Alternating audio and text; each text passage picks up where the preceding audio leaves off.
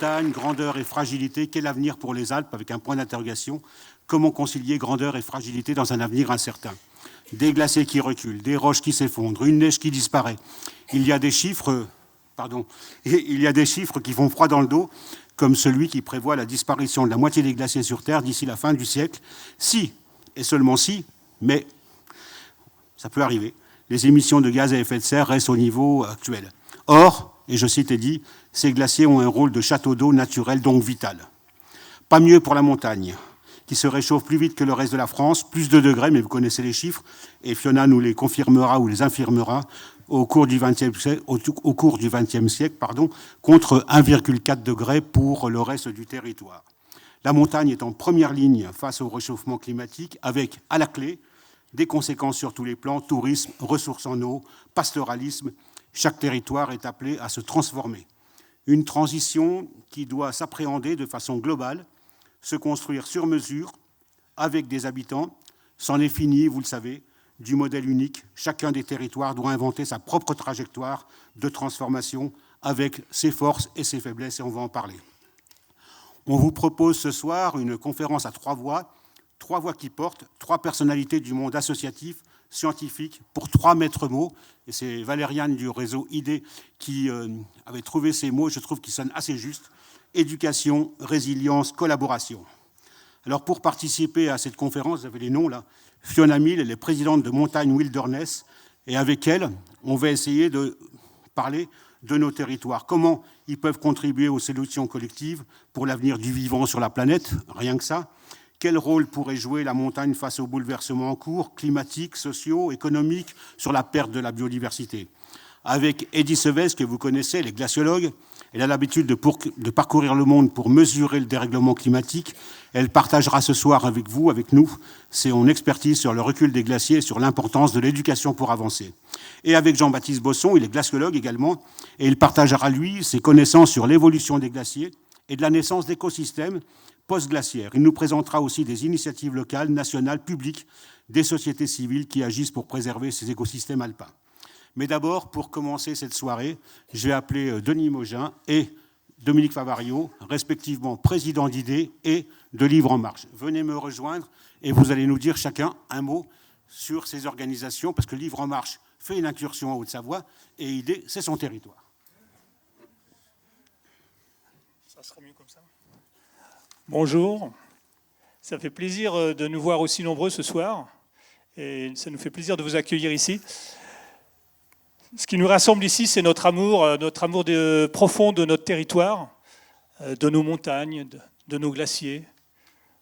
Quand on va se balader et qu'on voit le bleu de la glace, les torrents impétueux, les fleurs de nos alpages, c'est ça qui nous attire, qui nous anime. Et on a envie, quand on aime, on a envie de protéger. Et ça, c'est le premier pas, c'est vraiment d'aimer et de protéger notre environnement et notre territoire. Et donc, nous sommes l'association ID, et ensemble, nous avons organisé cet événement. Et c'est vraiment aussi ce qui nous anime dans notre association. C'est une association d'entreprises qui rayonne aujourd'hui sur les 2 Savoies principalement, mais également plus largement sur Rhône-Alpes. Et ce qui nous anime, c'est vraiment déjà de sensibiliser, d'informer. Parce qu'on ne peut pas agir si on ne sait pas le pourquoi du comment. Et puis après, c'est de partager. C'est de partager ensemble des solutions, des idées. Parce que nous sommes donc une association d'entreprises. Aujourd'hui, on est à peu près donc 150 entreprises. Et on sait que les entreprises ont une responsabilité particulière dans tout ce qui nous arrive, le dérèglement. Mais en faisant partie des problèmes, elles font également partie des solutions. Parce qu'en agissant sur les causes, on va pouvoir agir également sur les conséquences. Et donc, ce que nous faisons ensemble dans ces entreprises, c'est vraiment d'accélérer la transition et de limiter l'impact sur notre environnement. Et donc, IDE, c'est une association qui est non militante, non politique. C'est surtout des gens de bonne volonté qui ont envie, finalement, de changer notre monde pour le rendre plus accueillant, plus durable, plus solidaire aussi, et d'agir ensemble au niveau local, parce qu'on pense que les solutions vont venir du local et non pas venir du haut.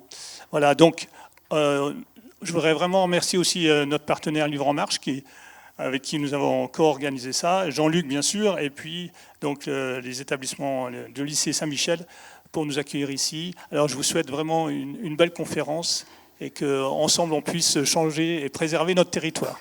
Merci beaucoup Denis, vous pouvez l'applaudir, et merci pour l'énergie que vous avez mis à la constitution de la soirée.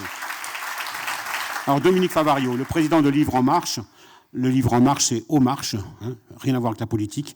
Et donc, c'est une belle association qui commence à se développer et qui a franchi la frontière savoyarde. Merci Jean-Luc, merci Denis. On n'est pas les locaux de l'étape, hein, au contraire, on est les voisins. On est les voisins, mais quand, lors du festival Livre en Marche qui a eu lieu fin septembre, on m'a dit il faudrait qu'on organise sur Annecy une conférence sur l'avenir de la montagne. Il y a Heidi qui était déjà là. À l'époque, il y avait Charline Descolonges, Fiona qui sortait son ouvrage au mois de novembre. On dit il faudrait monter quelque chose sur Annecy. Donc j'ai dit oui, pourquoi pas, mais nous, on est plus de l'autre côté, on est plus savoyard que aux Savoyards, donc on n'a pas forcément les réseaux pour le faire. Donc je me suis tout de suite adressé à nos amis d'idées en disant vous êtes les locaux et on va faire quelque chose ensemble. Et puis on a dit il faut trouver un endroit qui puisse accueillir suffisamment de monde. Et là, on m'a aiguillé vers le lycée Saint-Michel et on m'a dit tu verras, ils ont un amphi extraordinaire. Et c'est le cas. Et nous avons été extrêmement bien accueillis par la directrice générale adjointe, Madame Estrongin, que j'ai pas encore eu le plaisir de saluer. Mais en fait, voilà, on peut bénéficier de ce lieu exceptionnel. Bon, je veux remercier bien sûr Jean-Luc qui a dit tout de suite oui pour animer, et puis surtout nos trois intervenants, parce que nous on se connaît bien, on se rencontre assez fréquemment, que ce soit au festival, Heidi tu es déjà intervenu 2 fois, que ce soit dans le cadre des rencontres qu'on organise tout au long de l'année, c'est le cas de Fiona pour la sortie de ton livre, ou Jean-Baptiste qui nous a donné un coup de main au mois de septembre. Donc ils sont toujours là, et je crois que c'est la première fois que vous intervenez tous les 3 ensemble. C'est vraiment un privilège que nous avons. Alors Livre en Marche, ça vous parle certainement pas, ou relativement peu. Les Marches, c'est une petite commune qui a à la frontière entre le Dauphiné et la Savoie, et qui, il y a un peu plus de 20 ans, a commencé à organiser un petit festival du livre. Donc le terme des marches, nous avons déposé ce nom, et un président de la République a voulu l'utiliser à un moment donné, il a dû renoncer après, je ne sais pas si c'est à cause de nous, je n'en suis pas certain. Et de ce petit festival du livre, on en a fait une manifestation engagée sur tout ce qui est enjeux sociétaux. La 24e édition aura lieu les 27 et 28 septembre. Livre en Marche, c'est un salon d'écrivains. Enfin, le livre est toujours le support, le dénominateur commun de nos actions. Ce sont des conférences avec des grands noms, dont ceux qui sont présents ce soir, mais bien d'autres. Il y a 14 conférences. Ce sont des animations pour les enfants. C'est une gigantesque bourse aux livres des particuliers, qui est un modèle d'économie circulaire. Il y avait l'année dernière plus de 60 000 livres à vendre. Il y a eu 3 500 acheteurs sur 2 jours. C'est une vraie usine, avec 14 livres en moyenne par acheteur. Ce sont aussi des rencontres d'auteurs. Et puis, au fil du temps, Livre en Marche s'est installé dans le paysage, sur le territoire, et on nous a sollicité pour continuer à essaimer la matière à penser, qui est notre signature, tout au long de l'année. Donc maintenant, nous organisons des rencontres, que ce soit dans le monde culturel. On fait une rencontre par mois avec la scène nationale Malraux de Chambéry. Mais on a aussi le monde de l'économie qui nous sollicite. Le mois dernier, avec idée d'ailleurs, nous avons fait venir Arthur Keller à Aix-les-Bains, Riviera des Alpes. Il y avait 1000 personnes présentes, ce qui est assez exceptionnel. Nous travaillons aussi avec le Crédit Agricole des Savoies. Nous organisons entre 2 et 3 rencontres avec le Crédit Agricole des Savoies, alternativement sur la Savoie et les Hautes-Savoie. Et d'ailleurs, moi, je vous invite d'ores et déjà à réserver votre soirée du 16 janvier, parce qu'on va se retrouver ici. Et là, c'est Gaspard Koenig, que vous connaissez certainement, le philosophe, qui a sorti un ouvrage qui est assez passionnant, qui s'appelle Agrophilosophie, le titre est tout un programme. Et donc, nous recevrons Gaspard Koenig ici, à nouveau, dans le cadre d'un partenariat que nous avons avec Botanique. Donc je vous souhaite à tous et à toutes une superbe soirée autour de ce thème qui nous réunit, qui est celui de la montagne, qui nous tient tant à cœur. Merci beaucoup. Merci beaucoup Dominique, merci Denis. Et vous voyez, de belles collaborations naissent ce soir à Annecy. Alors, quelques mots pratico-pratiques quand même pour l'organisation de notre rencontre, notre soirée, notre débat, notre table ronde plutôt, c'est plus joli. D'abord, elle est filmée.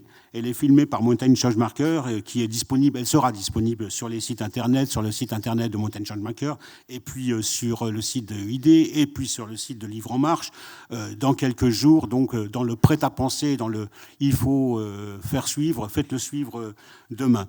Vous avez vu à l'entrée qu'il y avait un stand de Mountain Riders, de Mountain Wilderness, bien évidemment, et ces associations ont voulu s'adosser à cette organisation, et c'est important de faire de la place à ces associations. Et puis, pour terminer sur le côté pratico-pratique, à la fin de cette conférence, parce qu'on va quand même parler de bouquins ce soir, il y a la librairie Le Café Antiope, qui est située au centre-ville d'Annecy, je vous le redirai à la fin de la soirée. Elle vous proposera tout à l'heure le livre de Fiona, Réinventons la montagne, les livres d'Eddie Sevestre, Sentinelle du climat, et Demain c'est nous, 2 livres aux éditions du Faubourg, et je vois que la directrice est dans la salle, qu'on salue. Voilà.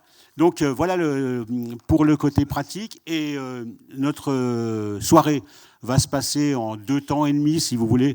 Nous aurons une discussion pour planter le décor avec nos 2 intervenantes et notre intervenant. Jean-Baptiste viendra ici au pupitre vous montrer quelques images. Il n'a pas encore de bouquin, mais avant le 31 décembre, il s'est engagé à en faire un. Donc Jean-Baptiste, c'est fait. Ça, c'est pour la première partie. Deuxième partie, nous aurons un échange en prenant un peu de hauteur sur la montagne avec nos différents intervenants. Fiona m'avait soumis l'idée, je pense que c'est une très très bonne idée. Donc là, on prendra de hauteur et on verra comment ça peut interagir, parce qu'il faut interagir ensemble. Et puis enfin, et c'est la partie la plus importante, la parole sera à vous. Donc vous aurez la possibilité d'intervenir en levant la main. Je vous emmènerai le micro. Je vous emmènerai le micro pour une raison simple, c'est comme cette conférence est filmée et enregistrée, il faut qu'on ait le son pour vous entendre. Voilà.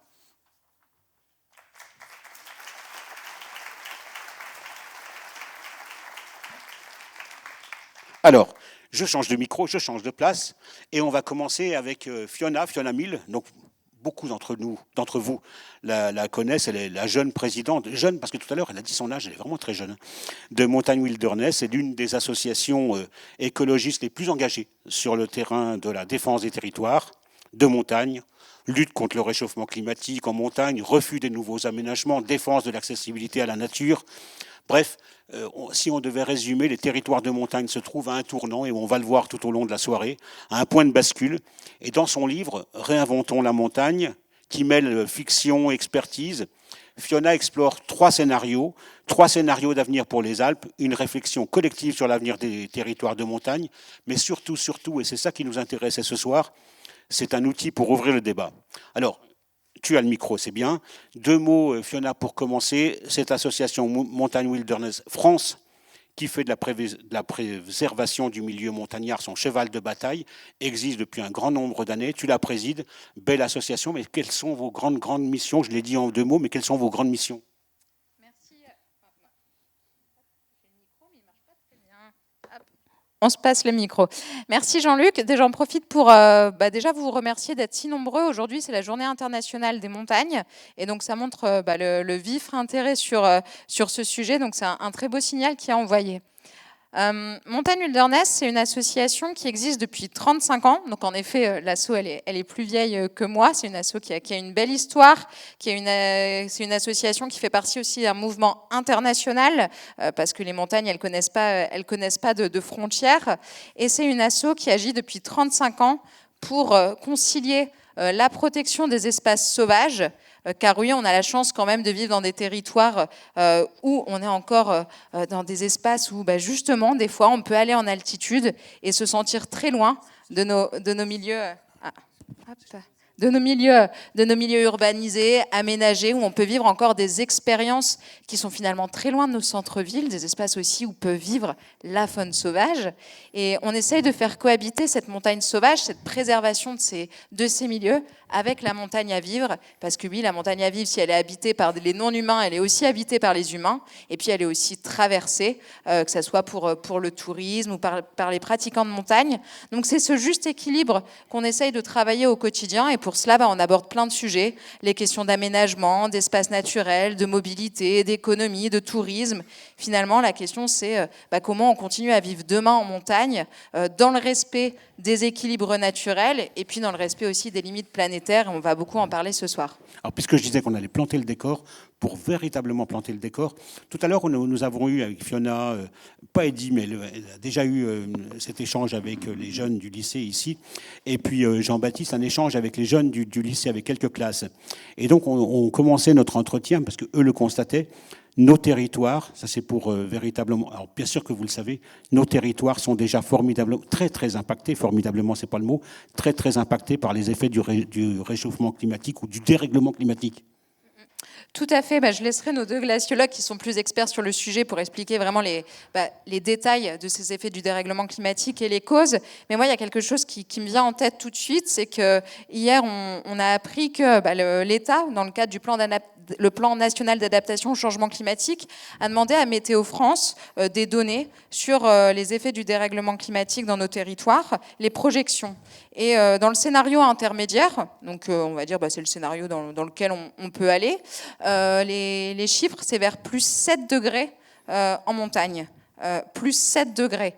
C'est une perspective qui est tout sauf réjouissante, qui est même profondément inquiétante. Et en fait, c'est de cela qu'on parle quand on parle des territoires de montagne.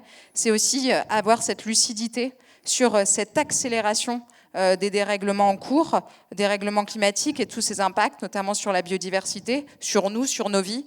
Et souvent, j'ai envie de dire, on est à un point de bascule là en montagne. Globalement, la société est à un point de bascule. Et peut-être que la montagne, elle a véritablement un rôle à jouer dans cette situation parce qu'elle est un phare. Elle est un territoire que tout le monde regarde parce que finalement, nos territoires de montagne, c'est des laboratoires de toute cette accélération des dérèglements en cours. Donc il faut qu'on travaille avec lucidité, qu'on ait véritablement les yeux grands ouverts sur cette situation pour qu'on puisse à la fois penser des avenirs qui soient souhaitables. Je pense qu'on va beaucoup parler de désir ce soir, mais aussi profondément lucide face aux enjeux qui sont face à nous.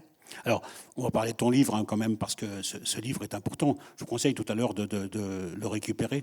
Il y a une phrase dedans que j'ai reprise, parce qu'elle est belle. « Préserver les montagnes, c'est aussi préserver ce lien unique entre l'homme et la nature. » Mais le fil conducteur de ce livre, c'est quand même l'occasion de se poser des bonnes questions. Et avec une question, mais tu as 1 heure pour y répondre, qu'est-ce qu'on a envie de faire demain ? Je pense que c'est la question centrale. En fait, on n'arrête pas de parler de transition. Transition de nos territoires, transition économique, il faut changer nos manières de vivre, etc. Je pense que tous dans cette salle, on a pris conscience qu'on ne peut plus vivre comme avant, que notre modèle de société, il est presque devenu malade et qu'en effet, on a besoin d'aller vers un autre modèle, vers d'autres manières de vivre et avec lucidité. Et moi, ce que j'essaie de travailler, c'est de se dire, finalement, il n'y a pas des scénarios déjà tout faits qu'on peut nous proposer.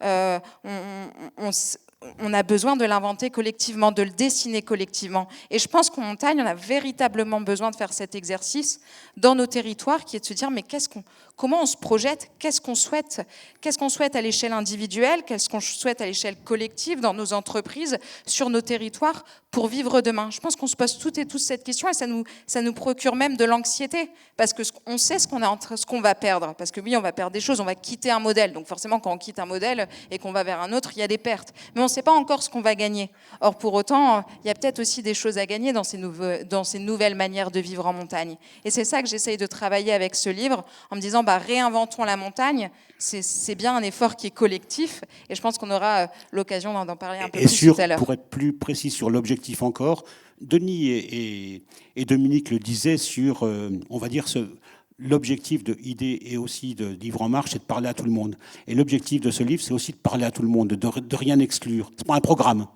Non, c'est pas un programme. En effet, moi, c'est plutôt une incitation, un outil pour favoriser le débat dans les territoires. Et d'ailleurs, les rencontres qui sont organisées dans ce livre invitent à susciter ce débat, parce que c'est de ça dont on a besoin. On a besoin de travailler avec les acteurs économiques, avec les habitants, avec ceux qui sont pour ou contre. En fait, c'est stérile, ces vieux mondes, de dire est-ce qu'on est encore pour ou contre quelque chose. On a véritablement besoin de se projeter collectivement dans notre manière de vivre dans nos territoires. Et c'est ça l'objectif de ce livre. C'est d'encourager cet élan, parce qu'il est vital et il est plus que nécessaire. Alors, c'est intéressant parce que finalement, pour se projeter, tu as pris 3 scénarios. Une fuite en avant qui mêle consommation et technologie. Un scénario où on continue sur le même modèle, même business, on cherche la même économie. Et puis un scénario 3, et peut-être que ce soir, c'est un peu le message de Denis, c'est peut-être le scénario qui nous intéresse le plus. Qu'est-ce qui se passe si on écoute? Qu'est-ce qui se passe si on soutient enfin d'autres initiatives? Qu'est-ce qui se passe si on écoute les territoires? En effet, moi, j'ai imaginé 3 trajectoires. Ce livre, il se passe en 2030. C'est écrit comme des petits chapitres, des récits. C'est pas un programme politique, c'est pas non plus une analyse économique. C'est essayer de se projeter. Donc, on va être le 18 décembre 2030 et puis il va se passer quelque chose. On suit des personnages. Parce que pour moi, déjà, c'est important aussi qu'on puisse mettre des mots sur des projections. Parce que quand on dit la transition, ça peut ressembler à quoi? Il faut pouvoir essayer de l'envisager. Et puis, si on prend la mauvaise voie, si on vit dans ce monde à plus 7 degrés, ça peut ressembler à quoi? J'avais envie de mettre des mots là-dessus. Donc ça, c'est l'exercice un peu d'écriture autour du livre. Et donc, j'ai envisagé 3 scénarios. Ma porte d'entrée, c'est l'organisation des Jeux d'hiver en 2030, parce que moi, c'est quelque chose qui m'interroge, parce que je pense que les Jeux d'hiver, c'est un événement sportif de 2 semaines, mais c'est aussi une question de société. Et je pense qu'on peut en parler ensemble, en effet, sur qu'est-ce que ces Jeux d'hiver disent de notre rapport à la montagne. Mais c'est qu'une porte d'entrée pour questionner tous les enjeux de la montagne. Et donc, j'ai envisagé 3 scénarios. Un premier scénario, qui est vraiment un scénario que je ne souhaite pas, qui est celui de se dire, finalement, on sait qu'on doit changer, mais finalement, on n'y va pas parce qu'on a trop peur et donc on continue comme avant. En fait, on s'accroche à une branche, alors que cette branche, on sait, elle est déjà en train de se casser. Et ça, c'est un peu un scénario où on continue sur notre modèle touristique, j'ai envie de dire coûte que coûte. Et c'est un scénario dans lequel, on va continuer à investir dans le ski dans des territoires où on ne peut plus continuer à investir dans le ski, notamment des territoires de moyenne montagne, où on continue dans une vision de monter en gamme de nos territoires, où on se dit, oui, on cherche à attirer une clientèle qui est de plus en plus riche, donc on va faire peut-être des aménagements qui sont de plus en plus confortables, et on va vers les hôtels 5 étoiles, etc., etc. Ça, c'est un scénario qui est totalement probable. C'est une trajectoire qu'on est même peut-être déjà en train de prendre sur certains territoires. Mais moi, elle ne me paraît pas ni compatible avec les enjeux écologiques, mais surtout, elle ne me paraît pas souhaitable, parce qu'elle me paraît presque hors sol au regard des enjeux de nos montagnes, et puis peut-être du sens qu'on peut faire ici. Le deuxième scénario, c'est un scénario qui ne me paraît pas du tout souhaitable non plus, c'est celui où vraiment on ne se rend pas compte qu'on est sur un bouillonnement climatique, il y a une cocotte minute là qui s'est enclenchée et qu'il faut véritablement ralentir, et en effet, c'est le scénario plus 4 degrés à l'échelle internationale, plus 7 degrés dans nos montagnes. Et dans ce scénario-là, en fait, je ne parle pas des Jeux d'hiver. Parce que les Jeux d'hiver, ce n'est pas la question, en fait. On parle de montagne, on parle de l'habitabilité dans nos territoires de montagne, on parle de la question de l'eau, de la résilience alimentaire, de comment on se déplace en montagne demain quand le litre d'essence il est à 4 €. On parle aussi des risques naturels en montagne. Moi, quand j'ai écrit ce livre, c'était le moment où il y avait la Bérarde qui s'est fait ravager. Oui, c'est peut-être ça aussi les enjeux de la montagne. Ce n'est pas juste l'attractivité, c'est véritablement l'habitabilité de nos territoires. Et enfin, le troisième scénario. Le troisième scénario, c'est celui que j'ai pris le plus plaisir à écrire, mais c'était aussi le plus difficile, parce que c'est justement, si on pense une transition des territoires de montagne, à quoi elle peut ressembler cette transition? Et en fait, en l'écrivant, je me suis dit, c'est pas si dur. Parce que, en fait, les initiatives inspirantes dans les territoires, mais j'en connais déjà plein. Je connais des entrepreneurs qui font des choses hyper intéressantes, des collectifs citoyens, des associations, des municipalités aussi, qui se mettent déjà en mouvement. Mais finalement, ces initiatives, elles sont toujours un peu parsemées. Et du coup, quand elles sont parsemées, on ne voit pas le véritable élan qu'elles sont en train de créer. Alors que quand on les met en musique, là, ça commence à avoir de l'envergure. Et c'est ça, ce troisième scénario, c'est repenser les jeux, parce que je pense qu'on peut repenser les jeux, mais c'est surtout réinventer véritablement nos manières de vie en montagne pour qu'elle soit pleinement en cohérence avec les enjeux du XXIe siècle. Et comme dans ce livre, tu prends de la hauteur, d'altitude, est-ce qu'en une minute, parce que c'est une question que tu te poses, que tu nous poses et tout, mais est-ce qu'en une minute, tu pourrais nous dire, selon toi, comment on peut penser différemment, comment on peut ouvrir ces nouvelles perspectives? Comment? Au-delà des soirées comme ce soir ou de celles que tu fais pour la présentation de ce livre. Moi, je pense qu'il faut qu'on interroge, c'est le sens qu'on a envie de donner à nos vies en montagne demain. Qu'est-ce qu'on a envie de faire? Qu'est-ce qu'on a envie de partager? Et ça, dans toutes nos activités. Par exemple, dans le tourisme, comment on réinvente le tourisme pour continuer à accueillir en montagne avec sens? Je pense qu'on a besoin de mettre du sens dans nos activités, même globalement, notre société, on est aussi en quête de sens. Hein. On est un peu hors sol, on est des fois dans une bulle un peu humaine de consommation, on en souffre au bout d'un moment. Et en fait, la montagne, ça a été dit en introduction tout à l'heure, c'est quelque chose qui nous émerveille, c'est du beau, ça nous fait profondément du bien et généralement ça apporte du sens à nos vies. Et du coup, trouver cet alignement entre l'endroit où on habite, l'activité professionnelle qu'on réalise et les relations qu'on a aux autres, qu'ils soient humains ou non humains, ben voilà, cette quête de sens, pour moi, elle est vraiment importante. Et je pense que quand on est à un changement de modèle, oui, on peut parler des ajustements économiques, ajustements techniques, ça compte évidemment. Mais je pense que le véritable débat, c'est qu'est-ce qu'on veut faire demain, qu'est-ce qu'on souhaite faire demain. Et quand on travaille collectivement à cette question, je pense que ça fédère. Et puis je pense aussi que ça nous donne de l'envie. Alors, Eddy et toi et Jean-Baptiste, tous les trois, vous êtes des grands optimistes quand même. Et ça, c'est bien. Mais il y a quand même des bonnes nouvelles. Il y a des bonnes nouvelles, des bonnes initiatives sur les territoires de transition. Elles sont portées, alors on le disait en préambule, parce qu'il y a des entreprises ici, elles sont portées par les communes, elles sont portées par les entreprises, elles sont portées par les citoyens. Ces bonnes nouvelles, ces bonnes initiatives, vous les constatez quand même, tu les constates. Ah oui, bien sûr, c'est vraiment dans ce troisième chapitre, je m'appuie sur des initiatives déjà concrètes, sans en dire trop. Le dernier chapitre, il se passe dans le Vercors, parce que le Vercors, pour moi, c'était emblématique de finir mon livre là-dessus. Il a accueilli les Jeux d'hiver en 68. Là, c'est un territoire de moyenne montagne qui est confronté justement à tous ces enjeux touristiques, mais c'est un territoire qui a aussi plein d'autres opportunités. Et là, sur ce territoire, avec l'association, on bosse beaucoup avec lui, parce que notamment, il y a un collectif citoyen qui rassemble 1000 personnes. Alors des personnes du territoire, mais aussi des personnes qui se sentent attachées au territoire. Et en fait, ces 1000 personnes, ils ont une énergie qui est incroyable. Là, par exemple, ils ont pensé une alternative de délégation de services publics pour leur modèle touristique, en se disant, oui, il y a un investisseur privé qui s'appelle Tony Parker qui souhaite s'installer sur notre territoire. Nous, on n'est pas favorable à ce projet, on ne va pas juste être contre.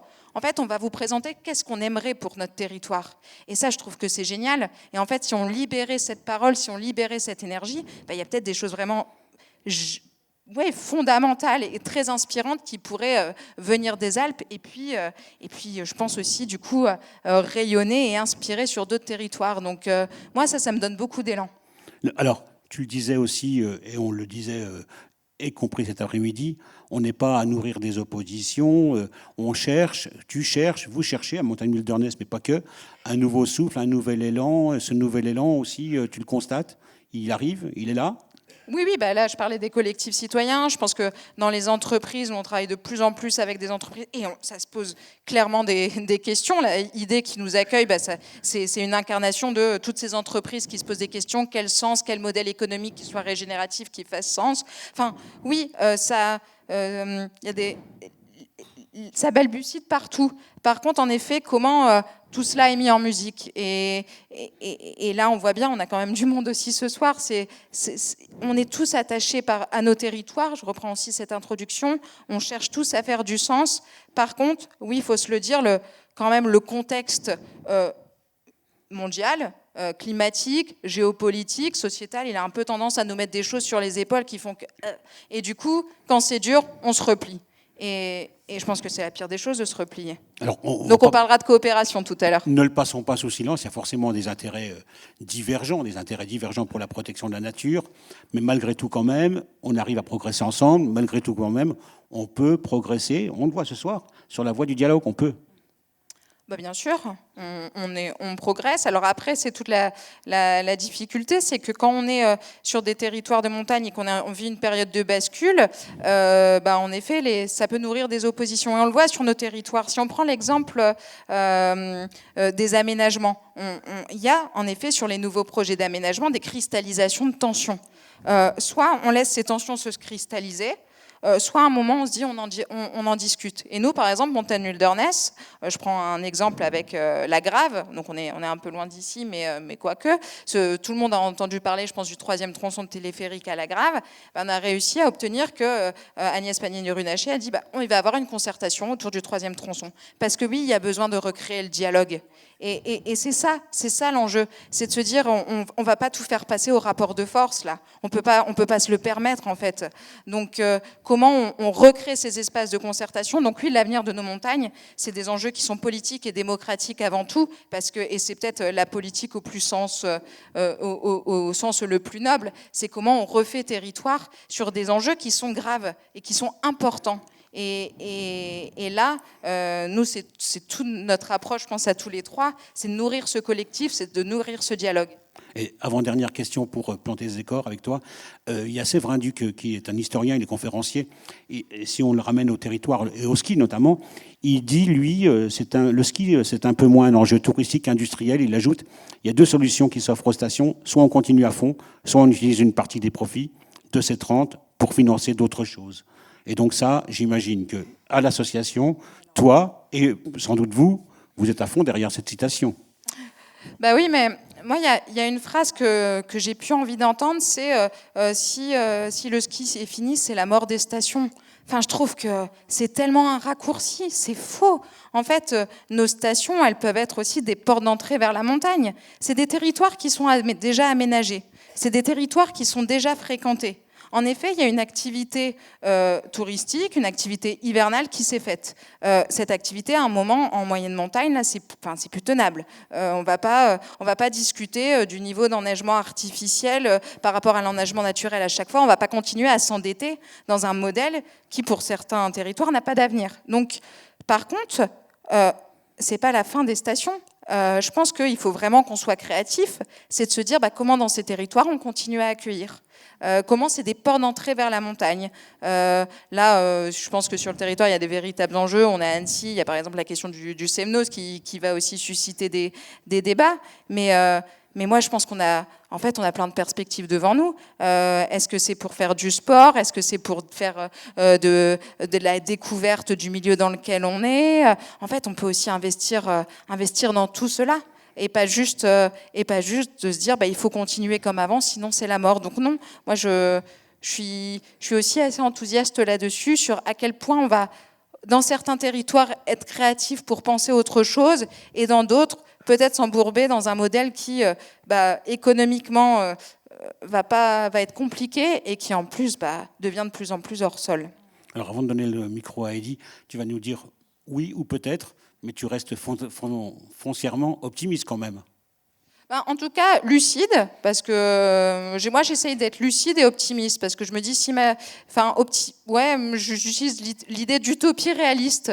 C'est que je pense qu'il faut encore s'autoriser à rêver. Je pense aussi que dans ma vie, je vais continuer à vivre des choses très belles, très chouettes, qui sont véritablement porteuses de sens. Par contre, je suis aussi lucide sur le fait que oui, il va y avoir des choses compliquées et que collectivement, c'est comme ça qu'on va réussir à y faire face. Bon, voilà pour le décor. Eddy Sevestre, alors vous la connaissez, c'est une éminente glaciologue.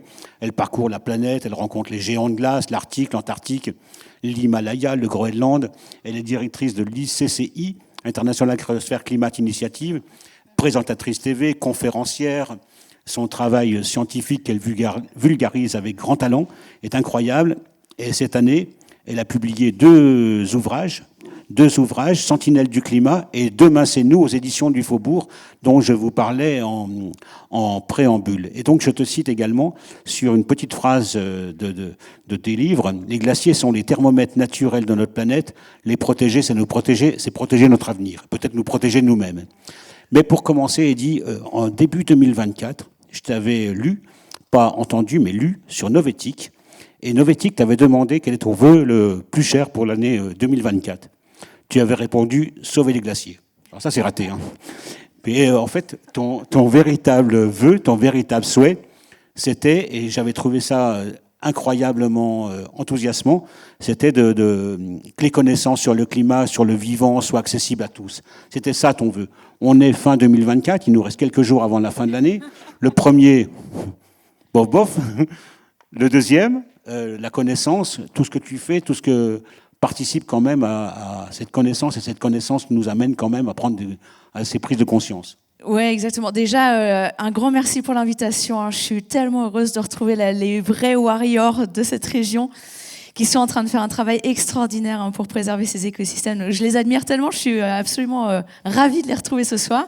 Et puis, je voulais faire un gros big up à toutes les associations qui sont dans la salle ce soir. On a entendu Mountain Wilderness, il y a la Water Family qui est là aussi, il y a la Fondation Eau Neige et Glace qui est là aussi. Il y en a beaucoup d'autres.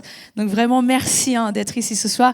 On a évoqué plein de fois l'importance de la coopération, l'importance de dépasser les silos et de bosser ensemble. Voilà. Franchement, je pense qu'on a un bon groupe ici pour commencer à évoquer le sujet.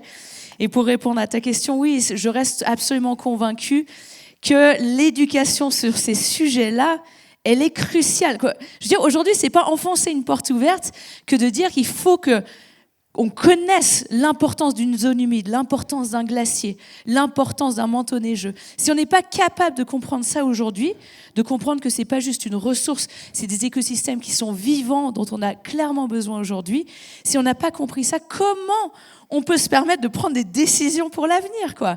Cette connaissance de base, c'est un kit de survie pour pouvoir se préparer à ce qui va arriver et oser rêver d'un futur souhaitable. Et quand on voit qu'en France, c'est quoi les dernières stats, la JB, c'est quoi 4 Français sur 10 sont climato-sceptiques, alors pour plein de raisons variées, mais ça montre à quel point il faut vraiment y aller, quoi, en termes de cette éducation-là. Et malheureusement, pour l'instant, cette éducation, elle reste très difficilement accessible. Alors heureusement qu'on est nombreux ici ce soir dans la salle à essayer à nos différents niveaux, mais il faut absolument rien qu'on lâche, que ce soit au niveau des entreprises, au niveau des élus, de leurs agents, au niveau de la société civile. Tout le monde devrait avoir accès à ces informations-là pour pouvoir informer les décisions qu'on prend au quotidien. Alors la vulgarisation, c'est la clé, on a bien compris, mais sur la science, cette science capable d'enrichir le débat public, et vous êtes des scientifiques, enfin vous tous les deux, tous les trois, non pas vraiment, tous les deux, ça veut dire qu'on n'a pas le luxe de scientifiques à Vernon, on n'a pas le luxe de parler qu'aux convaincus, c'est impossible. Non, c'est ça qui est difficile. Et si vous avez des pistes pour nous aider, hein, justement, à pas faire que prêcher à sa paroisse, je pense qu'on est tous très, très preneurs. Mais c'est vrai, c'est une difficulté que moi, je me suis rendu compte assez rapidement, parfois en contactant, par exemple, des lycées techniques. Et qui me disaient, alors pour tout un tas de raisons qui sont super valables, qui me disaient on n'a pas le temps, on a zéro capacité pour organiser ce genre de rencontres. Et c'est pour ça qu'on a besoin de s'associer à des organisations, à des associations qui nous permettent, voilà, comme Livre en Marche, comme idée, de faire des travaux incroyables. Je veux dire, avec Livre en Marche, on a pu rassembler, c'était quoi, pratiquement 1000 lycéens à Malraux, il y a quelques semaines. Et c'était assez incroyable. Alors de leur rendre la conférence obligatoire, évidemment, pour qu'ils puissent avoir accès à ce genre d'informations.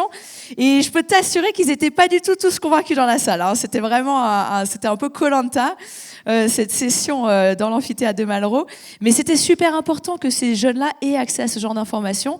Mais voilà, je relance mon appel. Franchement, si vous avez des pistes auprès de la région, auprès des départements, auprès d'entreprises qui, pour l'instant, n'ont pas eu accès à ce genre d'informations-là, nous, on n'attend que ça. On attend que ça. Alors, il y a une phrase dans les livres où tu dis que les glaciers sont la source de vie de toute l'humanité. Alors ça plante le décor, au moins c'est clair. Hein. Ah, j'ai dit ça, c'est peut-être ambitieux. Écrit ça. Partout dans le monde, sur tous les continents. Nous avons besoin de savoir, nous avons besoin d'en prendre conscience, nous avons besoin de connaître les enjeux liés à la préservation de ces espaces, etc., etc. Donc ça veut dire que quand même, les glaciers, importants. Bah ouais, non mais là, je vais pas faire le topo, tout le monde le sait ici, mais oui, tu as raison. En fait, sur Terre, il y a à peu près, pratiquement 2 milliards de personnes qui utilisent l'eau de la neige et des glaciers pendant au moins une partie de l'année. Donc c'est quand même énorme, quoi. Tu te dis, c'est quand même un bon quart de l'humanité aujourd'hui qu'on a besoin. Il y a quelques semaines, là, j'étais à Bakou à la COP 29, donc voilà, j'ai pas fait des étincelles, évidemment. C'était pas un succès cette COP. Mais à Bakou, pour te dire, 26% de l'eau de Bakou vient de la neige et la glace du Caucase, du Grand Caucase. Et donc ici, oui, évidemment qu'on en a encore besoin de ces glaciers et de cette neige. C'est au-delà du tourisme, c'est de l'hydroélectricité, c'est notre agriculture, c'est du transport de marchandises qui sont faits dans les principaux fleuves européens. C'est quoi d'autre, JB? Les centrales nucléaires, évidemment. C'est les écosystèmes, voilà, évidemment. Que je te regarde, il faut que je parle de ça. Post-glaciaire. La biodiversité, mais je pense qu'on en parlera beaucoup avec JB. Et donc, il faut qu'on réalise aujourd'hui qu'on est complètement branché à ces écosystèmes-là. Notre économie, notre industrie s'est adaptée, notre agriculture bien sûr, s'est adaptée au fait que, à la fin du printemps, la neige va fondre, on va utiliser cette eau. Pendant l'été, les glaciers fondent, on utilise l'eau des glaciers. Donc on s'est calqué sur ce schéma-là, et ce schéma-là, on est en train de le perdre. La situation, elle est apocalyptique évidemment au niveau de la neige et de la glace.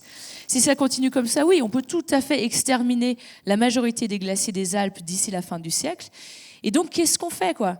Et l'important, ça va être d'anticiper ces changements-là, de se mettre autour de la table, et comme tu l'as très bien dit, Fiona, et heureusement que ton livre arrive aujourd'hui, parce qu'on en avait bien besoin, c'est de nous dire, voilà, quel avenir on souhaite collectivement. Et ça soulève une vraie question de démocratie. Aujourd'hui, on nous impose, disons-le très clairement, des événements qu'on n'a peut-être pas demandé. Qu'est-ce que nous souhaitons dans ces territoires? Nous sommes vraiment les experts de ces territoires. Donc comment on arrive à créer ce collectif ensemble, faire société et oser exprimer sa voix et faire en sorte que cette voix, elle porte? Alors, sur l'urgence, parce qu'il y a une urgence.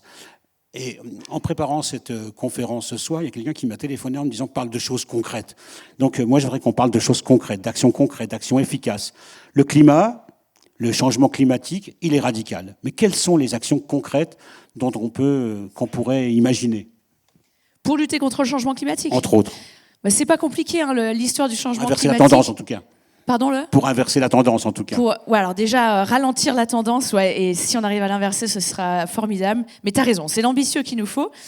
Le changement climatique, c'est pas très compliqué, c'est lié principalement aux énergies fossiles. Donc dès qu'on brûle du gaz, du pétrole, du charbon, évidemment, ça émet des gaz à effet de serre. La chance qu'on a, c'est que la nature est bien faite. La nature a des puits de carbone, déjà, qui nous aident à absorber une partie de ces gaz à effet de serre. Tout ce qu'on peut faire pour aider ces puits de carbone, je pense que JB va vous en parler bien mieux que moi, tout ce qu'on peut faire pour aider ces puits de carbone, des zones humides, des forêts, des prairies, évidemment tous ces puits de carbone-là, déjà ça nous aide énormément. Donc tu me dis des trucs concrets, c'est pas compliqué. Déjà aider à conserver cette partie-là de la nature, c'est absolument essentiel.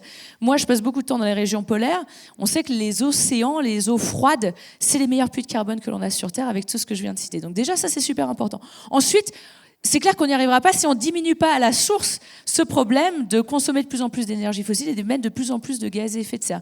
Donc tout ce qu'on peut faire pour avoir largement plus de sobriété, se poser la question, voilà, si ces ressources-là on les utilise pourquoi? Voilà, est-ce qu'on en a vraiment besoin de ça, de tout ce qui est superficiel, qui n'a pas vraiment de sens, ou est-ce qu'on utilise pour juste ce qui est essentiel? Et ça, on n'y arrivera pas tout seul, très clairement. Pour faire cette transition énergétique, si on parle que de ça, qui est une toute petite partie du problème, on va avoir besoin d'aide, on va avoir besoin de financement, on va encore avoir énormément de coopération. Et moi, je me rends énormément dans les territoires en ce moment, d'échanger avec les élus, d'échanger avec leurs agents, d'échanger avec les entreprises. Et quand on arrive à dépasser ces silos, oui, on arrive à coopérer ensemble sur le parc de véhicules, par exemple, sur essayer de trouver une source d'énergie qui est la plus propre possible. Quand on arrive à travailler ensemble, concrètement, vraiment, on peut y arriver. C'est là où la magie opère. Donc aujourd'hui, je pense que ces solutions-là, vous les connaissez toutes par cœur. Et à chaque fois, on pose la question, oui, mais en fait, qu'est-ce qu'on peut faire? Non, vous les connaissez, ces solutions, elles existent déjà. Ce qu'il faut maintenant, c'est vraiment les mettre en place à grande échelle. Alors, je voudrais qu'on parle, parce qu'on est quand même dans une soirée où on va parler de tes livres. Et le premier, c'est pas le premier, je ne sais plus dans l'ordre dans quel ordre tu les as écrits, mais Demain, c'est nous, paru aux éditions du Faubourg. Là, c'est un véritable plaidoyer pour l'éducation au changement climatique. Mais dans ce livre, qui est très intéressant, je vous conseille vraiment de le récupérer ce soir, on parle de transmission, la transmission essentielle. Oui, complètement. En fait, il y a quelques années, je me suis retrouvée dans une aventure complètement folle. Avec des jeunes. On est dans un lycée avec des jeunes de troisième. Oui, à La Rochelle, alors qui est vraiment loin de chez moi. Ouais, un professeur incroyable. Un professeur incroyable, voilà. Monsieur François Bernard, prof de techno, comme quoi les profs. Donc écoutez bien les jeunes, demandez à vos profs, il y en a ici du lycée là, demandez à vos profs que le voyage de l'année prochaine pour les classes, ce soit au glacier, comment on dit? Salbardes. Oui, mais ensuite on les a emmenés, c'était bien mieux, on les a emmenés à Chamonix, donc c'était chouette. Mais juste pour vous dire que ce projet, en fait, il a été créé par ce prof de techno, et l'idée c'était de libérer du temps pour que ces jeunes générations puissent apprendre ce qui se passait, donc avoir ce kit de survie pour l'avenir, et surtout travailler sur des solutions. Et ce qui est génial, donc c'est un cours, c'est une option que les élèves souhaitaient prendre si vous voulez y aller. Il n'y avait pas de devoir, c'était pas mal, pas de contrôle, mais par contre, il fallait se bouger, il fallait vraiment se tourner vers l'action.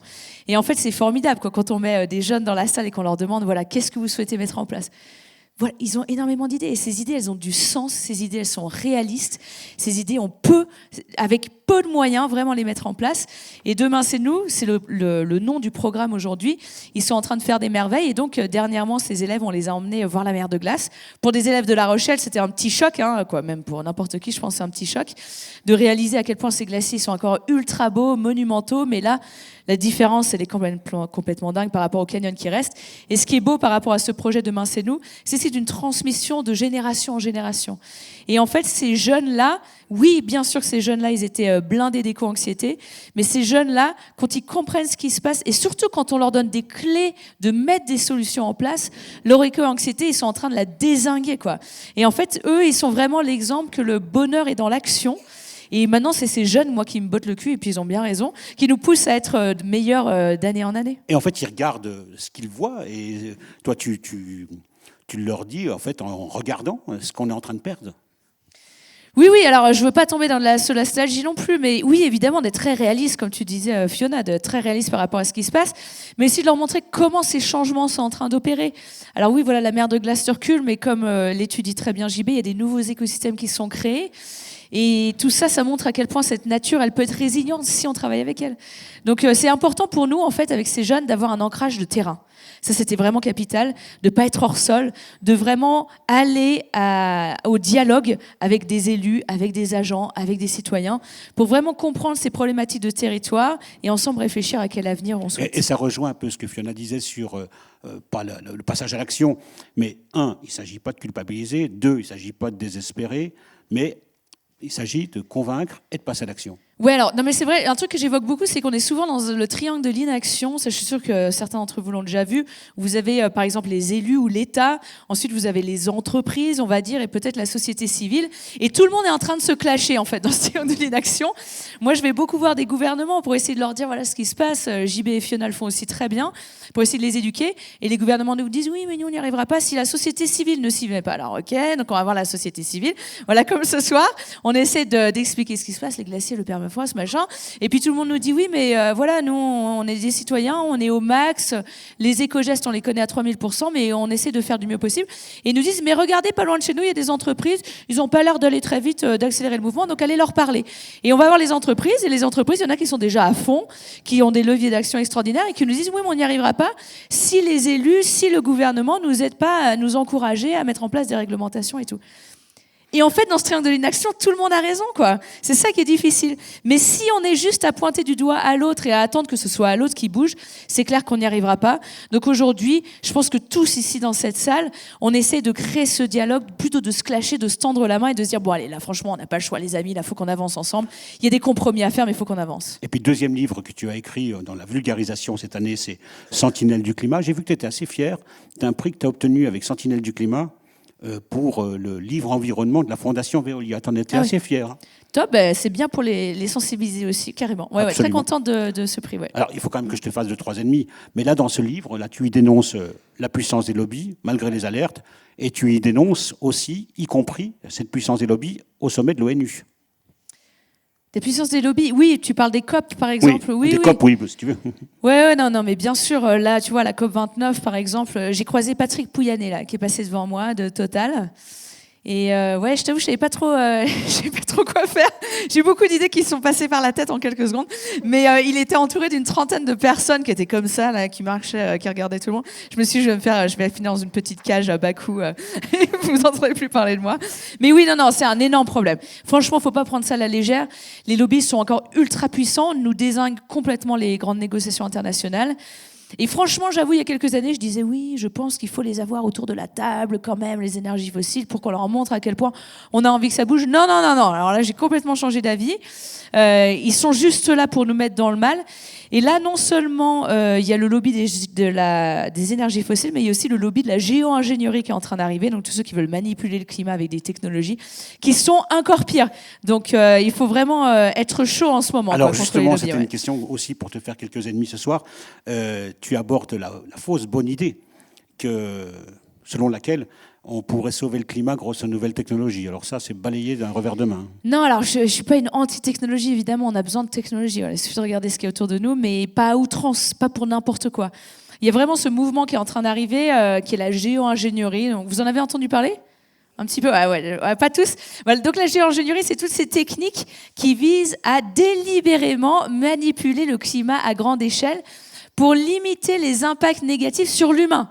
Pas sur le reste. Alors le reste, la biodiversité, on s'en fout. C'est vraiment juste sur l'humain. Et donc là, pour parler des glaciers, qui est quand même notre sujet des montagnes ce soir, notamment, il y a des gens quand même qui ont des idées un peu saugrenues d'essayer de mettre des bâches blanches en plastique partout. Alors on sait que c'est utilisé sur des secteurs très très réduits, mais vraiment de couvrir tous les glaciers de bâches blanches. On sait que ça ralentit la fonte, mais malheureusement, pour l'instant, les bâches, elles sont plutôt en plastique et ça balance plutôt beaucoup de nanoplastiques et de microplastiques dans ces écosystèmes qui sont nos châteaux d'eau. Il y en a d'autres qui sont en train de réfléchir à bloquer une partie du rayonnement solaire. Non, mais c'est pas des bêtises, ce que je vous dis, c'est une vraie réalité en ce moment. Dans toutes les négociations internationales, ils sont vraiment ultra puissants. Et le problème, c'est que c'est super attractif pour un gouvernement. Quand tu vas voir, je sais pas quel gouvernement, et tu leur dis, si vous appuyez sur ce bouton, on va refroidir la température de la planète de 3 degrés. Alors, ça demande quelques milliers d'avions qui vont voler 24 heures sur 24, 7 jours sur 7, 365 jours par an, principalement dans les régions polaires, mais on peut le faire. Et le souci, c'est que, en termes de l'empreinte carbone, ça n'a aucun sens, mais aussi ça arrive tellement ça va tellement dérégler notre climat encore plus. Donc juste pour dire que la géo-ingénierie, non, que c'est vraiment pas la solution aujourd'hui. Alors deux toutes petites questions pour terminer avec toi, et avant de passer la parole à Jean-Baptiste. J'ai vu sur les réseaux que tu avais clôturé le réseau GEM, le manager. Ah oui, c'est vrai. Ouais. Oui, c'est vrai. Et qu'en fait, il y avait 400 dirigeants qui t'avaient écouté, et 400 dirigeants avaient mis sur leur poste et tout régulièrement, qu'ils ont tous pris une claque. Ouais, je vous avoue qu'on a beaucoup pleuré en fait ce jour-là. Même moi, j'ai été super émue en fait de les rencontrer. Germe, super organisation, ils font un travail vraiment de dingue. Et j'étais tellement honorée de pouvoir leur parler. En fait, je leur ai parlé juste d'histoire humaine. Je leur ai montré des photos de mon arrière-grand-mère sur la mer de glace. Je leur ai parlé de ce qui se passait en Arctique. Je leur ai parlé de ce qui se passait dans l'Himalaya. Et de à quel point la situation, elle est vraiment, vraiment pas bonne aujourd'hui. Mais l'avantage, c'est qu'on a des personnes comme eux, comme elles et eux, qui aujourd'hui ont reçu cette éducation-là. Et ces personnes-là, ils font partie de la solution aujourd'hui. Et oui, parfois, je mets un petit coup de pelle, mais parfois, ce petit coup de pelle, on en a tous bien besoin pour avancer. Si on n'a pas réalisé à quel point la situation est compliquée, on n'a pas envie de bouger. Et là, j'étais vraiment très touchée, en tout cas, de recevoir leur retour. Ouais. Alors, ça fait quelques années maintenant que tu parcours le monde dans les glaciers, mais la France, pour porter la bonne parole. Pour terminer sur une note encourageante, positive, extrêmement positive, tu as quand même véritablement le sentiment que ça progresse, que la prise de conscience progresse, que la prise de conscience de la population sur cet enjeu-là progresse fortement. Oui, à fond. En fait, c'est vraiment la folie en fait, dans les territoires. On a des élus qui sont tellement à fond, on a des agents territoriaux qui sont extraordinaires, on a des entreprises qui accompagnent ce mouvement. Évidemment, la société civile, là, on l'a mentionné 1000 fois, mais il faut continuer à le mentionner, qui crée ces collectifs, qui crée cette coopération et ce dialogue. Et franchement, plus je me rends dans les territoires, plus je suis convaincue que franchement, là, on est dans la bonne direction. Je vais juste vous donner l'exemple. Il y a quelques semaines, j'étais à Caen-la-Mer, l'Aglo. Caen-la-Mer, j'ai pu parler aux 48 maires. Ils m'avaient organisé une journée impact de dingue. Et à Caen-la-Mer, ils renoncent à d'énormes projets immobiliers aujourd'hui parce qu'ils ont réalisé que la hausse du niveau des mers, en fait, la hausse du niveau des mers traverse Caen, pour vous dire à quel point c'est violent. Et donc à Caen, oui, ils ont parfaitement compris. Ils renoncent à des projets. Et renoncer, je trouve, c'est d'un courage énorme quand on fait partie d'élus aujourd'hui. Et donc, je pense que ce qui nous manque beaucoup, c'est du courage. Donc, il faut qu'on s'inspire de ces warriors-là. Et là, il y en a qui sont dans la salle et je les remercie. Franchement, ne lâchez rien, même si c'est très difficile aujourd'hui. Même s'il y a... Je pourrais vous faire une encyclopédie sur les mauvaises nouvelles en ce moment. Je pourrais vous en faire une autre aussi sur les bonnes nouvelles. Et c'est important de comprendre que ne pousse que ce que l'on regarde. Et donc, si vous décidez que regardez que le négatif, oui, le négatif, bien sûr qu'il est là, mais ensemble, ayez le courage de regarder toutes les belles choses qui sont en train de se passer aujourd'hui.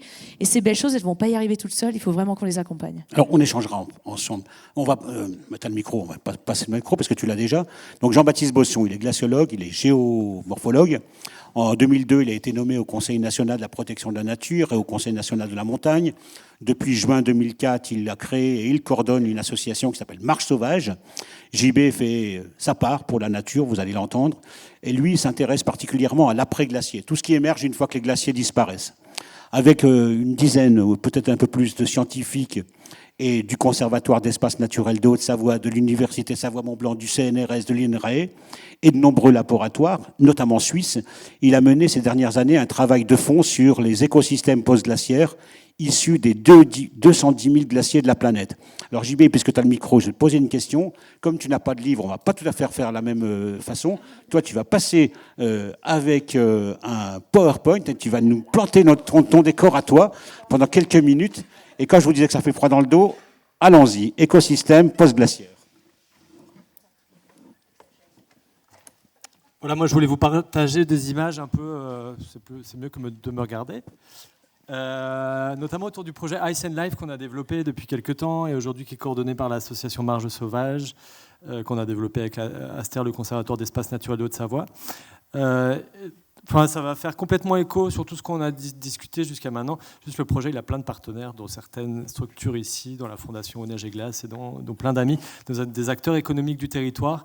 Ce type de projet, j'espère vous montrer qu'il est transformatif, dans le sens où il a une vraie ambition d'insuffler des solutions positives.